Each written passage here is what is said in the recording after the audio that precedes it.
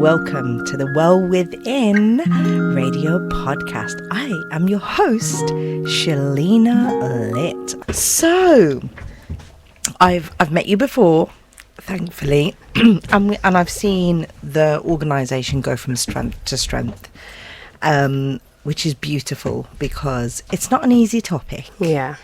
So for those that don't know about the Shia family, do let us know, where did it all come from? How did it start? So Shia is my son, and Shia sadly passed away last year, June. And in his memory, I have set up the Shia Family, which is an organisation that supports bereaved parents and their families after the loss of a pregnancy, baby or child. So it all started sort of after I lost Shia. I started to create personalised items for his garden, which is where he is laid to rest. And as I was doing that, a few other parents would come over and, you know, we'd talk, and I was creating things for them. And then I thought, I'm actually getting some sort of peace out of this. So, you know, just knowing that something that I'm doing is bringing a bereaved parent and their families even a little bit of comfort. So that's how it sort of started, and then I started to do more and more, and then I was like, you know what, I think this is it, this is what I'm supposed to be doing. Prayed about it, and yeah, I just plodded on and carried on. And since I actually set it up properly, which was in December, here we are now, and we do creative workshops as well. So the parents can come to the workshop, create something in memory of their baby, connect with other parents that truly understand sort of what they're going through, and then leave with something in memory of their baby. So it's been an amazing journey. You said December. Yeah, that is, you know, and that just shows really the blessing in what it is that you've created. I remember having the pleasure of delivering the breathwork there. Yeah. And the emotion that was in the room, like, I really respect the fact that you've created this, because there is not a time and a place for these kind of topics. And I say, like, it's almost like you're given a window to grieve. But then when you want to talk about the same thing again and again, it's kind of like we feel like, I still want to talk about it. What has your journey, your experience been with grief itself, you know, because I can imagine it's got you stronger. So how has that been for you?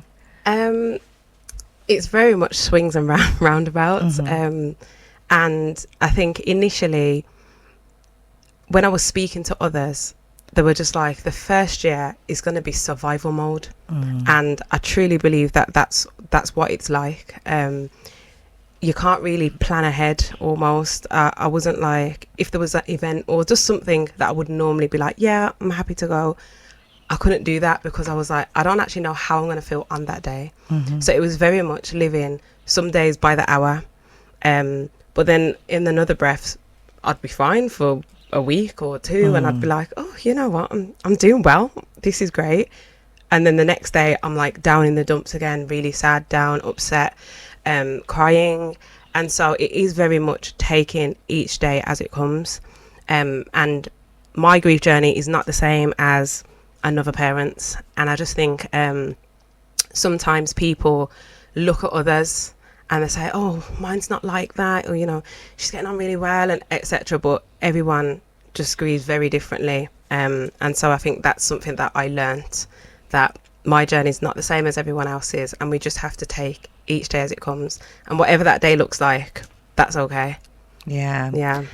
And have you found any stories where women have come across you? Like, how are women starting to hear about you? So and it's actually quite incredible, because I'm like, it's just little me, like, how is this happening? But I started it up on the Instagram page, started up a Facebook as well, and I just myself just started connecting with larger charities, and just literally reaching out to them and saying, this is what I do, would you be able to repost something? And then as other charities are doing that, more people are coming in, and it's just like going to the networking events that are for bereavement or child bereavement, and just sort of putting myself out there, and then people are just reaching out. and yeah, interested in what I'm doing. So Yeah. So in the actual, because you had the creative workshop, yeah. explain a little bit about that, because you've got one coming up, right? Yeah, so the next one is going to be the 11th of October, which is in Baby Loss Awareness Week. So that's worked out well, if you can say well. And it's mainly just a space for us to feel safe to talk. And it doesn't matter if your loss was recently or 5-10 years ago. It's literally just a space for us to come and connect, because as you said, sometimes you feel like after a year, I can't really keep talking about this, you know, to my family and friends, because some people just don't understand. And so to be in an environment with other people who do understand is what I feel is really important. So it's that side of it. And then it's just creativity and art is a form of therapy. So using your hands to make something is very therapeutic, and it helps to release emotions and just give you a space to feel safe, but also have a little bit of fun as well. And we had some food, so that was obviously nice. We had a breathwork session with yourself, which was absolutely amazing, and the feedback that we had from that was really, really good. And so yeah, it's just a safe space for us to connect, come together and create something in memory of our baby. So the last one was a canvas painting, and the next one I'm still deciding, because there's so many things. So it will probably be jewelry making, or making like a shadow box frame with pictures and little items of your baby to go in it. So there's just lots of little bits and bobs, but I'm going to be doing them regularly because we've received our funding. So well done. Yeah, and the spaces will be free as well. So amazing. Yeah, it just enables more people to be able to come. So yeah. So if that's the case, then I think people should probably get in touch with you from now to start, if by the 11th of October, because if the spaces are free, I'm sure, like, you know, first come, first serve basis. You know, so obviously you had the experience of getting creative. How did that help you? So what kind of things were you creating? Because when I looked at your table, I was like, okay, there's you really thought outside the box here, literally. So initially I started off just making it was like a plaque. So it was a poem plaque with Shia's name and a little poem that my sister actually wrote. And I put that on his grave. And that was the first thing. And then I was like, ooh, I wonder what else I could make. So then I remembered that at the hospital, they took photos, and they took his hand and footprints. And it was just in like a little envelope. And I was like, I want to be able to see this. I want it to be on show. Because I think sometimes when they're just hidden in like a box or something, not that you ever forget your child, but it almost feels like you're hiding them away. And so I took them little photos of his hands and feet, and I put them in a frame with his name and his initial, and just framed it. And then I see that every day. It's actually in my craft room, so I see it every day. And then as I carried on, I started to make blankets out of baby clothes. And I'd never actually sewn before. So yeah, I'd never sewn. And I made a blanket. I made a teddy bear out of baby clothes. And I just, anything I sort of put my mind to, if I want to do it, I'm going to find a way to do it. And I just know that it brings so much comfort, and that just brings me joy. So yeah, I love it, because it's the balance of kind of moving forward, but also, you know, carrying this beautiful memory and just manifesting it and having it there. Yeah. You know, so you have this sense of, because I think survivor's guilt is something that maybe you were talking about earlier, where, you know, I've had the experience of having miscarriages, and, you know, that was the thing that kind of stood out for me, was that when I was actually at your session, that I found myself tapping into that emotion that I didn't have a space to grieve, you know, and it is a very unique one, you know, and I'm really happy that not only you exist, but you're very much an ambassador in the community now on it. So I'm so grateful that you came on the show in that sense. No worries. So you know, so when we talk about being creative, I can't get out of my head the fact that you decided to jump out of a plane? Oh yes, I jumped out of a plane. Can we just go through that, please? Because wow, round of applause, like boy.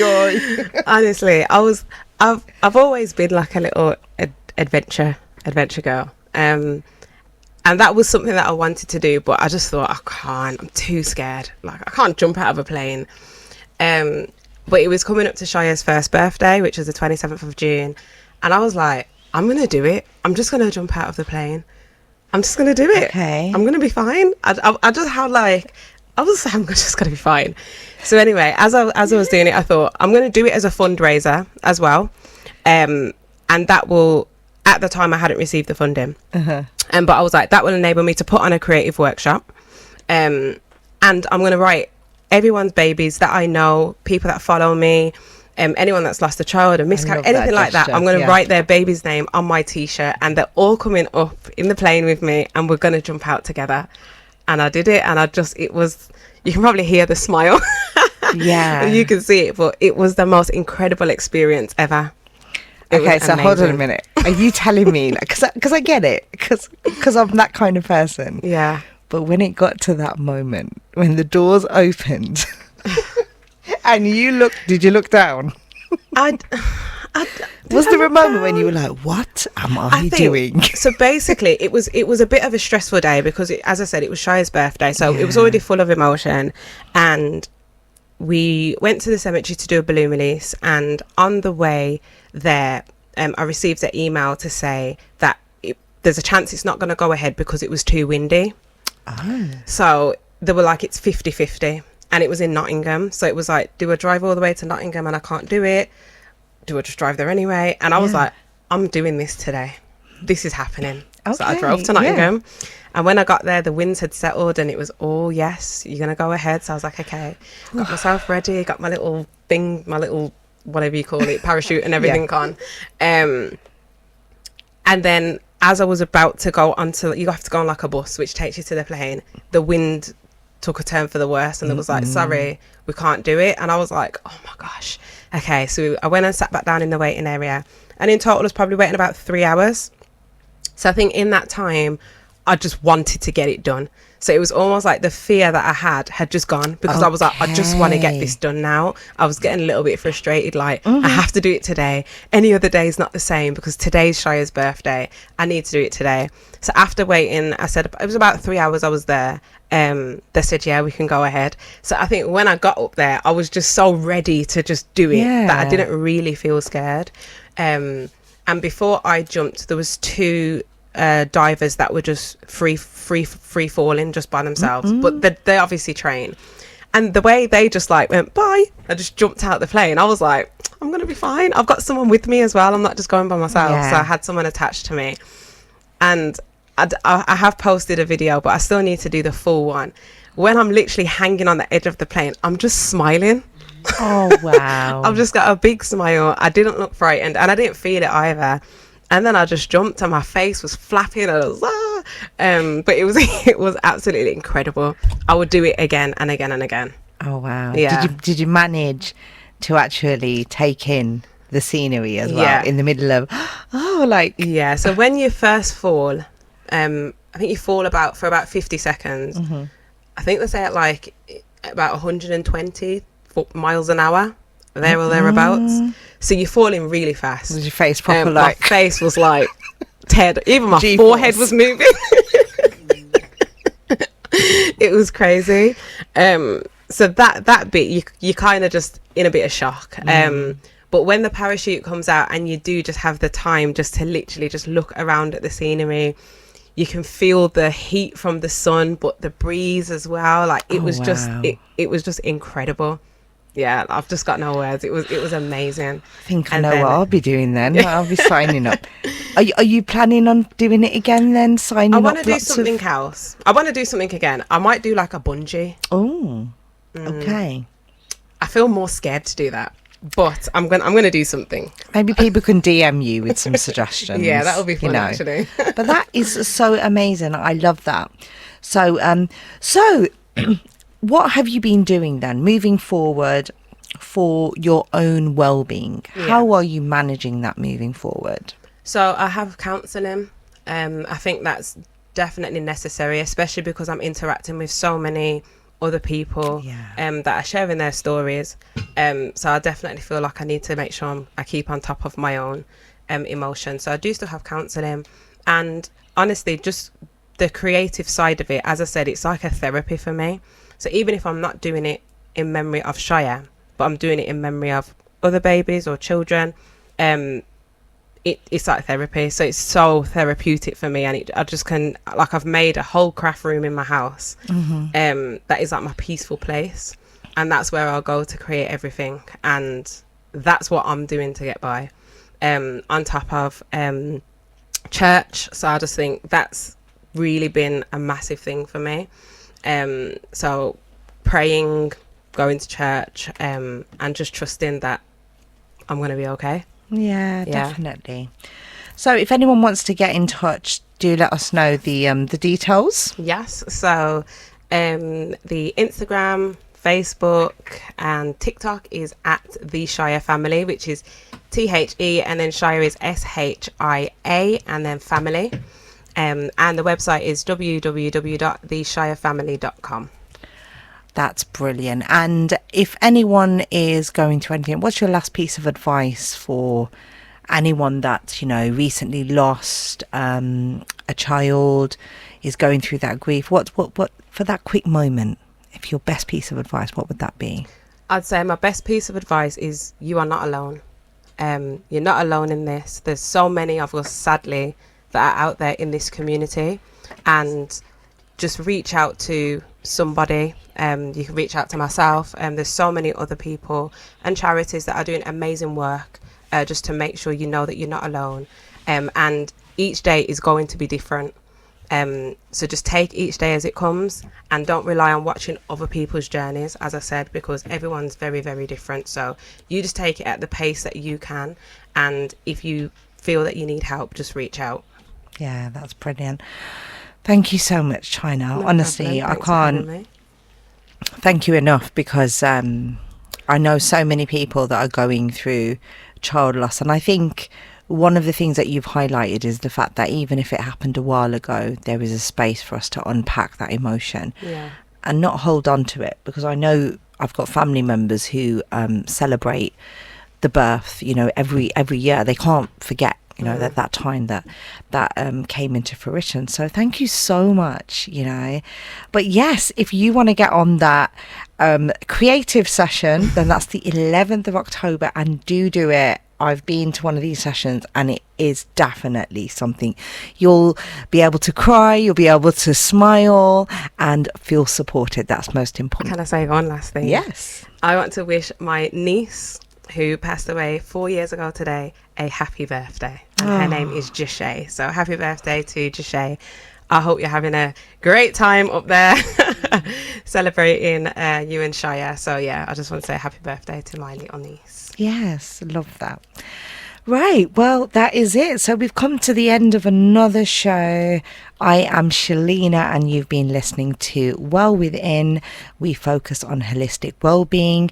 If you've got any guests that you would like to see come on the show, don't forget to DM me and let me know, because this show is all about highlighting the organisations and championing the people that are helping us with holistic well-being. I am Shalina, and I'm signing out.